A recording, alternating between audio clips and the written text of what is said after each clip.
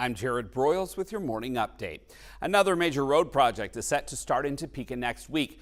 Work on 6th Street between Golden Avenue and Rice Road will begin this Monday, including bridge and utility upgrades and a new 6th and Golden intersection.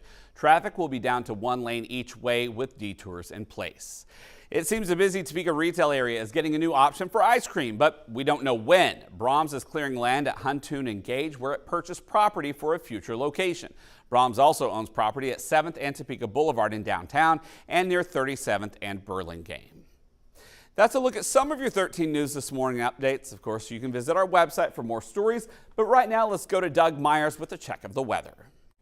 Well, temperatures yesterday were in the low to mid 80s, certainly unseasonably warm for the end of September, and we ended September on the warm side as well. 81.6 degrees as the average high temperature. Not quite as warm as last year with that average high of 86, and then factoring in the lows where we got down to 47 for a morning and got down to 70.3 degrees, which is 1.1 degrees above average, and we were a little bit warmer for the second half of the month, which allowed us to get back above average overall for September after starting out the first half of the month below average, and we ended up below average rainfall wise, a little over 2 inches, and a lot of areas did end up being below average as well, with Manhattan the only exception. Meanwhile, we're starting out October much like the end of September, warm and dry, and we can almost call it hot, especially as we get towards the end of the work week. But today we're back in the mid 80s, about 2 degrees warmer than yesterday. South wind at about 5 to 15 miles per hour. 76 by 8 o'clock with mostly clear skies and a low of 59. Tomorrow we're starting to make its way up into the upper 80s for highs.